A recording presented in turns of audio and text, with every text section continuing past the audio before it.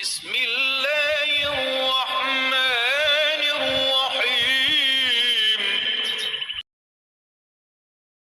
ارشاد فرمایا محبوب کریم صلی اللہ علیہ وسلم نے، نماز دین کا ستون ہے۔ ارشاد فرمایا محبوب کریم صلی اللہ علیہ وسلم نے، نماز میری آنکھوں کی ٹھنڈک ہے۔ ارشاد فرمایا میری آنکھوں کی ٹھنڈک نماز میں رکھی گئی ہے۔ رسول کریم صلی اللہ علیہ وسلم نے ارشاد فرمایا، اللہ تعالیٰ ارشاد فرماتا ہے، میں نے تمہاری امت پر 5 نمازیں فرض کی ہیں، اور اس بات کی میں نے ذمہ داری لے لی، جو شخص میرے پاس اس حال میں آئے گا کہ اس نے ان 5 نمازوں کو ان کے وقت پر ادا کرنے کا اہتمام کیا ہوگا، اس کو جنت میں داخل کروں گا، اور جس شخص نے نمازوں کا اہتمام نہیں کیا ہوگا تو مجھ پر اس کی کوئی ذمہ داری نہیں، چاہے معاف کر دوں یا سزا دوں۔ ارشاد فرما محبوب کریم صلی اللہ علیہ وسلم نے، جو شخص 5 نمازوں کی اس طرح پابندی کرے کہ وضو اور وضو کا اہتمام کرے، اوقات کا اہتمام کرے، اور رکوع سجدہ بھی اچھی طرح کرے، اور اس طرح کی نماز پڑھنے کو اللہ تعالیٰ کی طرف سے اپنے ذمہ ضروری سمجھے تو اس آدمی کو جہنم کی آگ پر حرام کر دیا جائے گا۔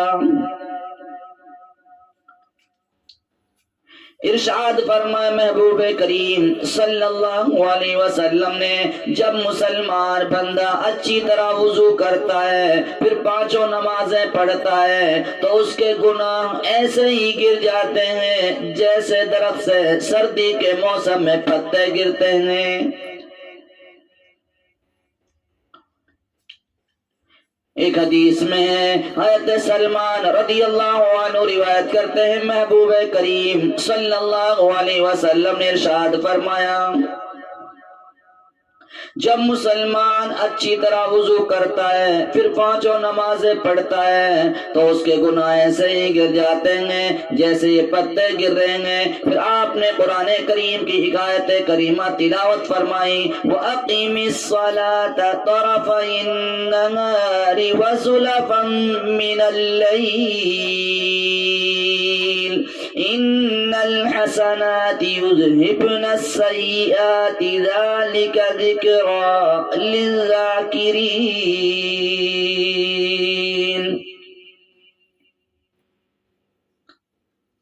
فرمایا جس کا ترجمہ ہے، اے محمد آپ دن کے دونوں کناروں اور رات کے کچھ حصوں میں نماز کی پابندی کیا کیجئے، بے شک نیکیاں برائیوں کو دور کر دیتی ہیں۔ یہ باتیں مکمل نصیحتیں ان لوگوں کے لیے جو نصیحت قبول کرنے والے ہیں۔ مسلم شریف کی حدیث ہے، حضرت ابو ہریرہ رضی اللہ عنہ سے روایت ہے، رسول اللہ صلی اللہ علیہ وسلم نے ارشاد فرمایا، 5 نمازیں، جمعہ کی نماز پچھلے جمعہ تک اور رمضان کے روزے پچھلے رمضان تک درمیانی اوقات کے تمام گناہوں کے لیے کفارہ ہیں، جبکہ ان اعمال کو کرنے والا کبیرہ گناہوں سے بچے، کبیرہ گناہوں سے احتیاط رکھیں، اپنے آپ کو بچا کے رکھیں۔ مگر آج اللہ معاف کرے ہماری نمازوں کا کیا عالم ہے۔ نماز سے ہمیں کتنا لگاؤ ہے، کتنا پیار ہے، جبکہ حضرت ابو مالک اشجعی رضی اللہ عنہ اپنے والد سے روایت کرتے ہیں کہ محبوب کریم صلی اللہ علیہ وسلم کے زمانے میں جب کوئی شخص مسلمان ہوتا تو صحابہ کرام سب سے پہلے اسے نماز سکھاتے۔ نماز اللہ کا پسندیدہ عمل ہے، مگر ہمیں نماز سے کوئی لگاؤ ہی نہیں۔ نماز کی محبت اور نماز سے پیار تو اس کو کہا جاتا ہے، خواجہ قطب الدین بختیار کاکی رحمت اللہ علیہ بہت بڑے اللہ کے ولی گزرے ہیں، ان کے بارے میں مولانا حسن غیلانی فرماتے ہیں ان کا آخری وقت تھا، جنازہ رکھا ہوا ہے، وصیت نامہ بھی لکھ کر چلے گئے۔ وصیت نامہ میں چند شرائط لکھی ہوئی موجود ہیں۔ وصیت نامہ لکھا اور وصیت نامہ میں جو شرائط لکھے، شرائط ایسے تھے، دل پہ ہاتھ رکھ کر سنو۔ اگر آپ آج میری ان باتوں کو لے گئے اور عمل کیا تو آج میں اور آپ کامیاب ہو جائیں گے انشاءاللہ، اور اپنی زندگی کو دین کے سانچے میں ڈھالنا آسان ہوگا انشاءاللہ۔ حضرت مولانا حسن غیلانی فرماتے ہیں، خواجہ قطب الدین بختیار کاکی رحمت اللہ علیہ اپنی وصیت نامہ لکھ کر چھوڑ گئے۔ وصیت نامہ رکھا ہوا موجود ہے، جنازہ کے اندر 15,000 محدث موجود ہیں، 50,000 قاری ہیں، 80,000 ناظرہ قرآن پڑھے ہوئے لوگ موجود ہیں، دوسرے ہزاروں کی تعداد میں لوگ ہیں۔ وصیت نامہ لکھا ہوا موجود ہے۔ وصیت نامہ میں لکھا ہے، سب سے پہلی شرط لکھی، میری نماز جنازہ وہ آدمی پڑھا ہے جب سے وہ بالغ ہوا ہو، جب سے اس نے ہوش سنبھالا ہو، گھر میں، سفر میں، حجر میں، خوشی میں، غمی میں، شادی میں، بیاہ میں، کبھی بھی اس کی جماعت کی نماز ترک نہ ہوئی ہو، کبھی بھی جماعت کی نماز نہ اس کی چھوٹی ہو۔ دوسری شرط لکھی ہوئی وصیت نامہ میں موجود ہے، جب سے بالغ ہوا ہو اس دن سے لے کر اور آج تک میرے جنازے کی نماز کے وقت تک کبھی بھی اس کی فرض نماز جان کر یا بھولے سے، خوشی میں یا غمی میں، شادی میں، بیاہ میں، سفر میں، حجر میں، کبھی بھی اس کی فرض کی نمازیں ترک نہ ہوئی ہوں۔ شرط لکھی ہوئی موجود ہے، کبھی بھی زندگی میں جب سے ہوش سنبھالا ہو اس وقت سے لے کر، اس گھڑی سے لے کر، اس دن سے لے کر، سفر میں، حجر میں، خوشی میں، غمی میں، بیماری کی حالت میں، کبھی بھی اس کی عصر کی سنتیں نہ چھوٹی ہوں۔ یہ 3 شرطیں تو آپ نے سنی۔ چوتھی شرط جو وصیت نامہ کے اندر لکھی ہوئی تھی وہ دل کو جھنجھوڑنے والی شرط ہے۔ چوتھی شرط وصیت نامہ کے اندر لکھی ہوئی موجود ہے۔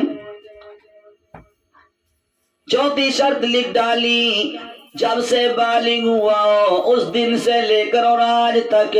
کبھی بھی ماں، بیٹی اور بیوی کے علاوہ کسی غیر عورت کے چہرے پر اس کی نظر نہ پڑی ہو۔ دوستو جنازہ رکھا ہوا موجود ہیں، 50,000 قاری ہیں، 15,000 محدث ہیں، 80,000 ناظرہ قرآن پاک پڑھے ہوئے ہیں اور ہزاروں کی تعداد میں دوسرے لوگ موجود ہیں، مگر نماز جنازہ کوئی پڑھانے کو دیکھا نہیں۔ ایک آدمی آتا ہے، چہرے پر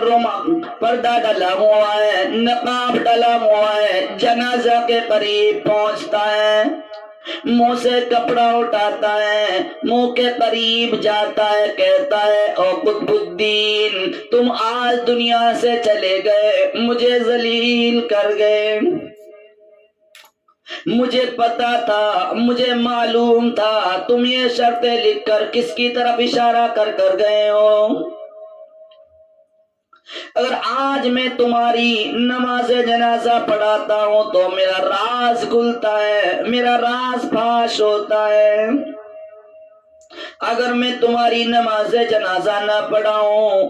آج لوگ تم کو بغیر نماز جنازہ کے دفنائیں گے، آسمان کی طرف چہرہ اٹھا دیا، یا اللہ میں وہ بندہ ہوں جس کی کبھی بھی جماعت کی نماز ترک نہ ہوئی، کبھی بھی عصر کی سنتیں ترک نہ ہوئی، کبھی بھی فرض نمازیں جان بوجھ کر نہ چھوڑی، کبھی تہجد نہ چھوڑی، کبھی بھی بیٹی بیوی ماں کے علاوہ غیر عورت کے چہرے پر میری نظر نہیں گئی۔ لوگوں کی طرف مخاطب ہو گئے، لوگوں یہ شرائط، یہ شرطیں جو وصیت نامہ کے اندر لکھی ہوئی ہیں اس فقیر میں پائی جاتی ہیں، آپ اپنی صفیں سیدھی کر لیں۔ تو ذرا سوچیں دل پر ہاتھ رکھ کر، ایسے لوگ بھی اس دنیا سے گئے جن کو جاتے ہوئے بھی نماز سے اتنا پیار تھا، نماز سے اتنا لگاؤ تھا، نماز سے اتنی محبت تھی۔ ایک ہم ہیں کہ کبھی زندگی میں نماز پڑھنے کی فکر نہیں، اس لیے تمام حضرات سے میری گزارش ہے، اپنی زندگی کو دین کے سانچے میں ڈھالیں۔ محبوب کریم صلی اللہ علیہ وسلم کی محبت اگر ہمارے دل میں ہے تو ضرور آپ میری باتوں کو عصب میں لیں گے اور آج سے نماز کی پابندی کریں گے،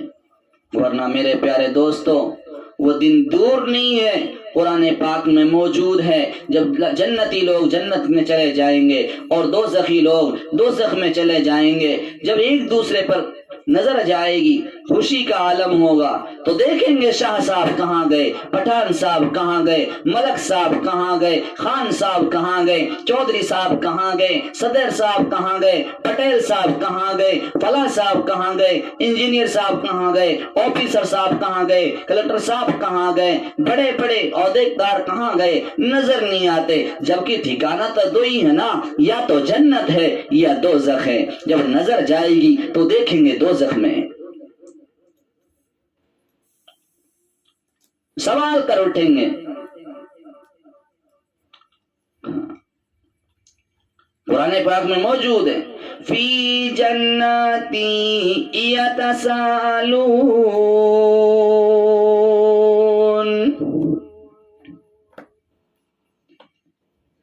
جنتی لوگ جنت میں موجود ہیں، جنت میں نے آپس میں مل کر پوچھیں گے گناہگاروں کا حال، پوچھیں گے فلاں صاحب کیا ہوا، تیرے تو ایک ہی فون پہ تمام لوگ جمع ہو جایا کرتے تھے، تیری تو اتنی تواہی تھی، تیری تو اتنی آواز آئی تھی، لوگوں میں تیرا اتنا رعب تھا، لوگوں میں تیرا اتنا دبدبا تھا، تیرے سامنے کوئی نظریں اونچی نہیں اٹھاتا تھا، آج کیا ہوا، ملک صاحب کیا ہوا، صدر صاحب کیا بنی، پٹھان صاحب کیا ہوا، خان صاحب کیا ہوا۔ وہ بولیں گے قالوا لم نک من المصلین،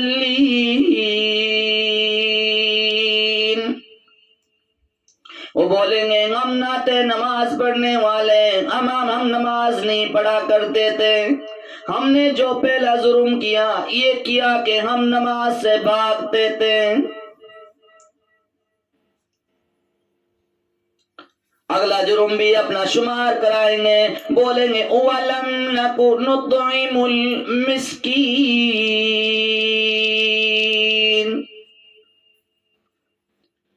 ہم مسکینوں کو محتاجوں کو کھانا نہیں کھلاتے تھے، وہ کھانا تو کیا کھلاتے، ان کو ہم جھڑک دیتے تھے، ان کی مدد تو کیا کرتے، ہم ان کو گری ہوئی نظروں سے دیکھا کرتے تھے۔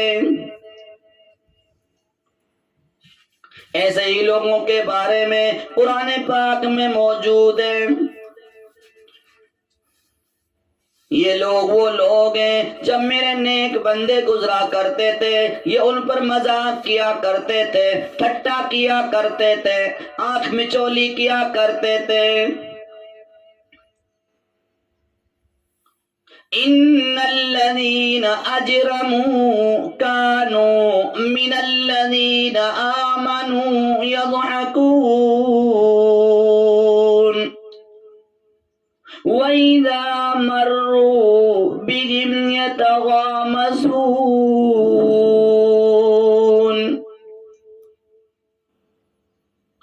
یہ وہ لوگ ہیں جو گنہگاروں میں سے تھے، ایمان والوں سے ہنسا کرتے تھے، مذاق کیا کرتے تھے، ان پر آوازیں اٹھا کیا کرتے تھے، آنکھ مچولی کیا کرتے تھے۔ دیکھو یہی ہے بے عقل احمق لوگ جنہوں نے اپنے کو جنت کے ادار پر دنیا کے نقد سے محروم کر دیا۔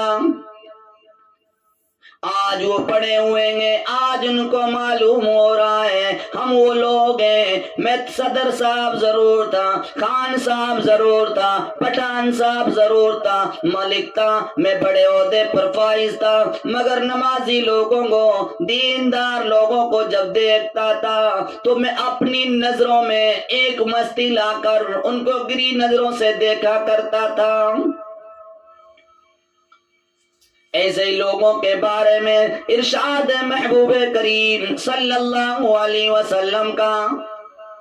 جو شخص جان بوجھ کر نماز چھوڑ دے وہ میرا نہیں۔ ایک جگہ ارشاد ہے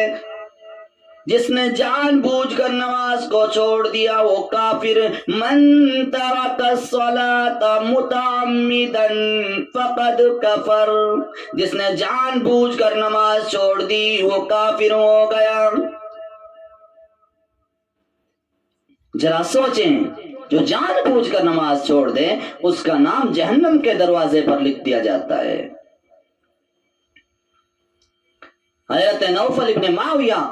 رضی اللہ عنہ فرماتے ہیں کہ اللہ کے نبی کالی کملی والے حضرت محمد رسول اللہ صلی اللہ علیہ وسلم نے ارشاد فرمایا، جس شخص کی ایک نماز بھی فوت ہو گئی وہ ایسا ہے گویا کہ اس کے گھر کے لوگ اور مال و دولت سب چھین لیا گیا۔ قرآن پاک میں موجود ہے، وَلَا تَكُونُوا مِنَ الْمُشْرِكِينَ، مشرکوں میں سے نہ ہو، مشرکوں جیسے کام نہ کرو۔ اللہ کے حضور جھکنا مشرکین ہی کو تو برا لگتا ہے، انہی کا تو یہ عمل ہے، یہ بھی ہیں وہ بھی ہیں۔ یہ تو ایمان والے ہی کی پہچان ہے کہ جو کچھ بھی کرنے والی ذات ہے وہ اللہ ہی کی ہے، اور نماز جو عبادت ہے اللہ ہی کے لیے پڑھی جاتی ہے۔ اب نماز میں جھکنا، نماز میں آنا، نماز جیسی عبادت میں شریک ہونا اہل ایمان ہی کی تو پہچان ہے۔ تو میرے دوست اور بزرگوں، دعا کریں اللہ پاک ہمیں جب تک زندگی دے ایمان کی زندگی نصیب فرمائے، اور جب موت آئے ایمان پر خاتمہ بالخیر ہو۔ اللہ پاک سے دعا ہے اللہ پاک آپ کو بھی اور مجھے بھی نماز کی پابندی نصیب فرمائے۔ وآخر دعوانا ان الحمد للہ رب العالمین۔